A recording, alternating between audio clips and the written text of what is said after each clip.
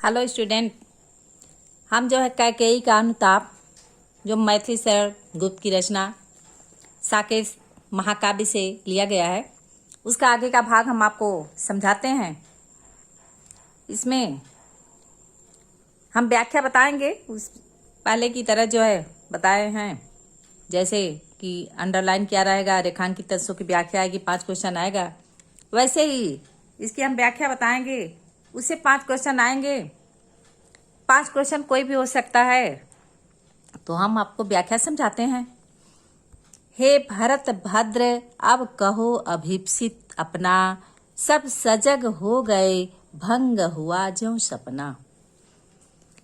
इसमें कवि मैथिली शरण गुप्त उस समय का वर्णन करते हैं जब भरत राम को वन से लौटा लाने के लिए चित्रकूट पहुंचते हैं। रात्रि में सभा जुटती है, तब जो है राम जो है भरत से कहते हैं, क्या कहते हैं? हे भरत भद्र, अब कहो अभीप्सित अपना। प्रभु श्री राम कहते हैं कि हे सज्जन शिरोमणि, भरत जी को सज्जन की संज्ञा दिया है उन्होंने। तो कवि कहते हैं कि प्रभु श्री राम कहते हैं कि हे सज्जन शिरोमणि भरत, अब कहो अभीप्सित अपना। अब तुम अपनी इच्छा बताओ, कहो तुम्हारी क्या इच्छा है।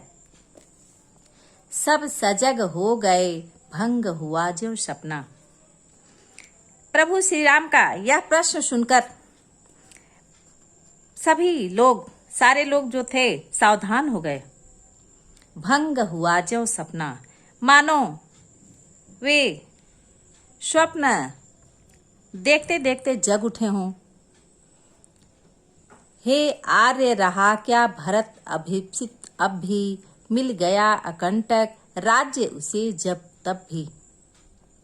भरत जी कहते हैं कि हे आर्य, मेरी सारी इच्छाएं तो पूरी हो चुकी, फिर शेष क्या रहा? प्रश्नवाचक चिन्ह है। कहते हैं हे आर्य, मेरी सारी इच्छाएं तो अभीप्सित, मेरी सारी इच्छाएं तो पूरी हो चुकी, अब क्या शेष रह गया? इसमें भरत जी स्वयं को अपराधी अनुभव करते हुए कहते हैं कि मुझे अयोध्या का अकंटक राज्य, मुझे अयोध्या का निष्कंटक राज्य मिल गया। पाया तुमने तरु तले अरण्य बसीरा।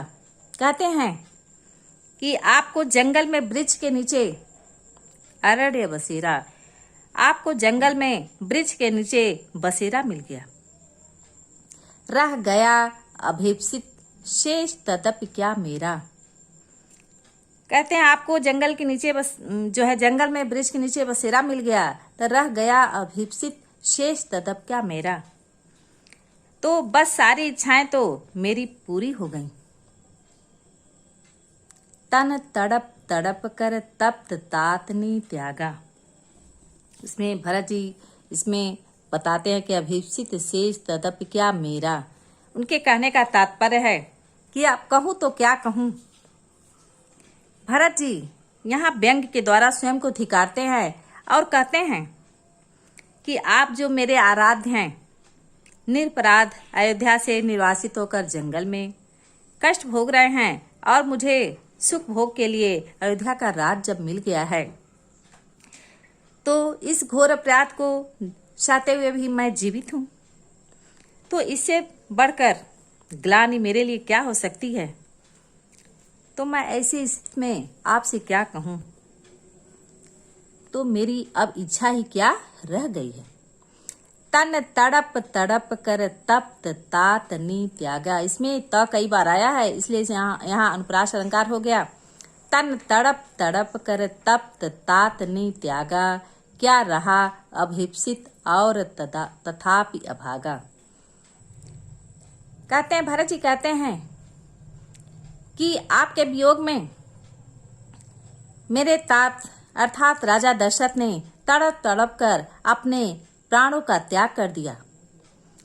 इसके बाद भी मुझ अभागे के लिए क्या इच्छा रह गई। हाँ, इसी आयस के हेतु जनन था मेरा, निज जननी ही के हाथ हनन था मेरा। इसमें भरत जी कहते हैं कि जनन था मेरा मेरा मेरा जन्म जो है इसी अपचेश के लिए हुआ था। निज जननी ही के हाथ हनन था मेरा, मैं अपनी माता के हाथों मारा गया। इसमें भरत जी कहते हैं कि मेरी माता ही ने मुझे अपने हाथों से मार डाला।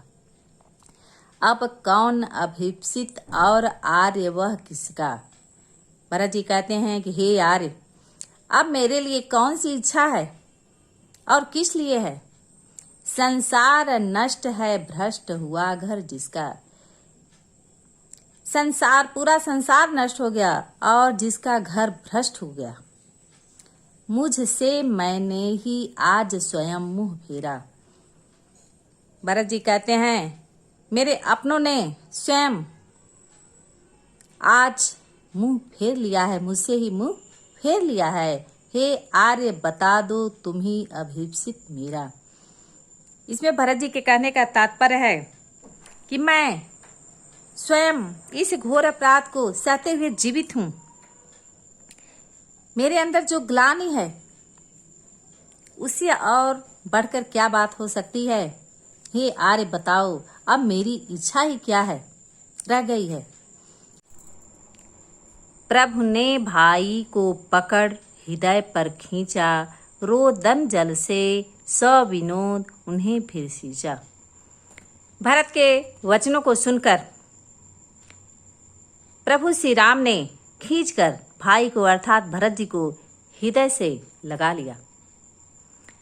रोदन जल से सविनोद उन्हें फिर सींचा। कल कहते हैं कि भरत पर अपने आंसू बरसाते हुए श्री राम ने उन्हें सींच दिया, उन्हें अभिसिंचित कर दिया। उसके आशय की थाह मिलेगी किसको, जनकर जननी ही जान न पाई जिसको। इसमें कवि कहते हैं कि जिस पुत्र के उच्च भावों की गहराई का अनुमान स्वयं उसे जन्म देने वाली माता तक न कर पाई, उसके हृदय की थाह किसी दूसरे को कैसे मिल सकती है। अर्थात कोई भी ऐसे महान व्यक्ति की मन स्थिति का अनुमान नहीं लगा सकता। कवि के कहने का तात्पर्य है कि जब उनकी माता ही अपने पुत्र के उच्च भाव की गहराई का अनुमान नहीं लगा पाई तो उनके हृदय की थाह किसी दूसरे को कैसे मिल सकती है। अर्थात कोई भी ऐसे महान व्यक्ति की मन स्थिति का अनुमान नहीं लगा सकता। आगे हम देखते हैं, यह सच है तो अब लौट चलो तुम घर को, चौके सब सुनकर अटल कई स्वर को।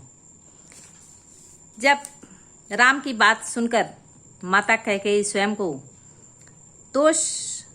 दोषी सिद्ध करती हुई उनसे अयोध्या लौटने की बात करती हैं तो इसमें कवि कहते हैं कि यह सच है तो अब लौट चलो तुम घर को। राम की इस बात को सुनकर कि कैकेयी कहती हैं कि यदि यह सच है तो तुम अपने घर लौट चलो। प्रभु श्री राम से कहती हैं। राम की इस बात को सुनकर भरत को स्वयं उसकी माता भी न पहचान सकी हैं। इसलिए कैकेयी कहती हैं कि यदि सच है यदि यह बात सच है तो अब लौट चलो तुम घर को। यदि यह सच है तो अब तुम अपने घर लौट चलो, अर्थात मेरी उस मूर्खता को भूलकर अयोध्या चलो जिसके परिणाम स्वरूप मैंने तुम्हारे लिए वनवास की मांग की थी। चौके सब सुनकर अटल कई स्वर को। कैकेयी के मुख से दृढ़ स्वर में कही गई इस बात को सुनकर सभी विस्मित रह जाते हैं। कैकेयी स्वर को सभी सुनकर दृढ़ता पूर्वक कही गई कैकेयी की इस वाणी को सुनकर सभी लोग विस्मित रह जाते हैं और सबने रानी की ओर अचानक देखा और अचानक उनकी ओर देखने लगते हैं। वैधव्य तुषारा वृत्ता यथा विधुलेखा, बैठी थी अचल तथापि असंख्य तरंगा। इसमें कवि कहते हैं उस समय विधवा के रूप में श्वेत वस्त्र धारण कर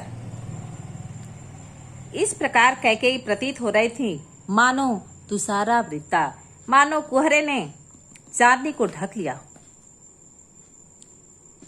कवि कहते हैं कि वैधव्य तुषारा वृत्ता यथा विधुलेखा,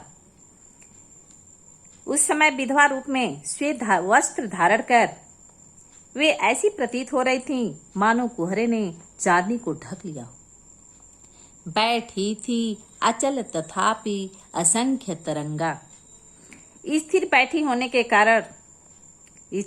होने के बावजूद उनके मन में विचारों की अनगिनत असंख्य तरंगा, उनके मन में विचारों की अनगिनत असंख्य तरंगें उठ रही थी। वह सिंही अब थी हहा गोमुखी गंगा, हा जनकर भी मैंने भरत को जाना, सब सुन ले तुमने स्वयं अभी यह माना।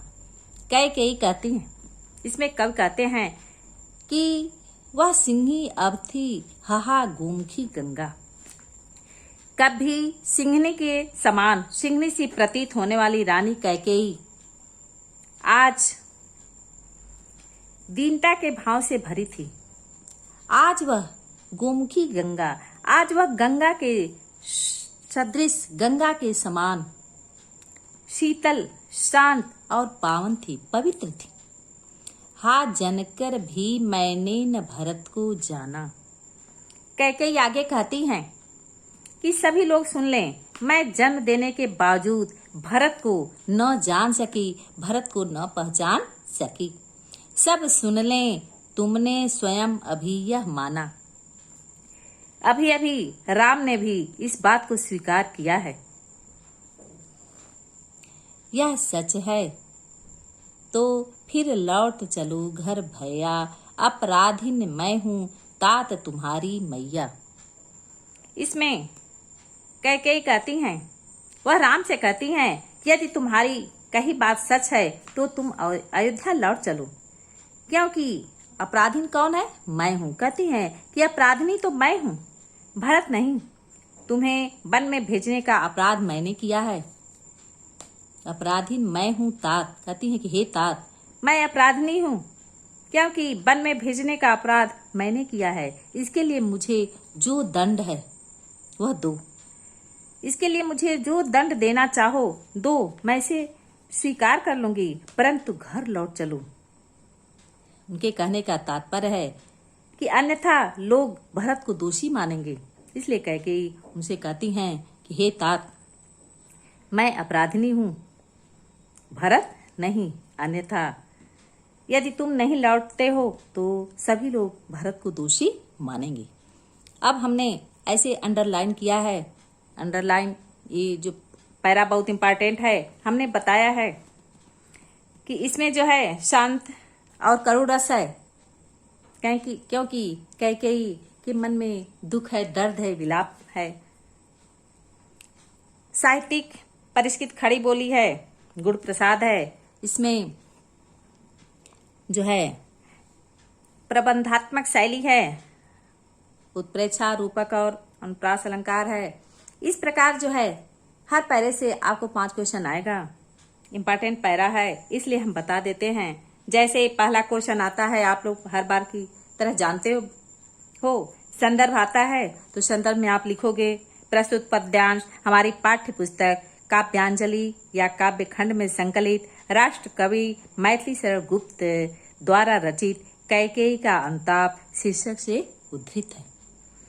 अगला क्वेश्चन यदि आता है कि कैकेयी के मुख से किस बात को सुनकर सभी विस्मित रह गए, तो आप लिखोगे कि कैकेयी के मुख से दृढ़ स्वर में कही गई इस बात को सुनकर सभी विस्मित रह गए कि यदि यह सच है तो अब तुम अपने घर लौट चलो। जैसे रेखांकित अंश की व्याख्या यदि आती है कि रेखांकित अंश की व्याख्या कीजिए, तो जो हमने बताया है रेखांकित अंश कि कैकेयी स्वयं को दोषी मानते हुए राम से कहती है, यदि तुम्हारी कही बात सच है तो तुम अयोध्या लौट चलो। वैधव्य तुषारा वृत्ता यथा विधु लेखा। वह कहती हैं कि उस समय जो विधवा रूप में वैधव्य तुषारा वृत्ता यथा विधु लेखा बैठी थी अचल तथापि असंख्य तरंगा। रेखांकित अंश की व्याख्या ऐसे करते हुए आप लिखोगे कि कैकेयी के मुख से देवस्वर में कही गई बात को सुनकर सब विस्मित रह जाते हैं। कवि कहते हैं कि कैकेयी ऐसे लग रही हैं उस समय विधवा रूप में श्वेत वस्त्र धारण कर वे ऐसी प्रतीत हो रही हैं मानो कुहरे ने चांदनी को ढक लिया हो। बैठी थी, स्थिर बैठी होने के कारण या स्थिर बैठी होने के बावजूद उनके मन में विचारों की असंख्य जो तरंगे हैं, अनगिनत तरंगे उठ रही थी। इस प्रकार क्वेश्चन का आप आंसर दोगे। जैसे जो भी प्रस्तुत पद्यांश में कौन सा रस है या कौन सा रस दर्शाया गया है, तो आप लिखोगे कि प्रस्तुत पद्यांश में कैकेयी के अपराध बोध से उत्पन्न शोकाकुल अवस्था के कारण करुण रस है। इस तरह से आप 5 क्वेश्चन आपको आएगा, आप 5 क्वेश्चन का आंसर दोगे। Thank you.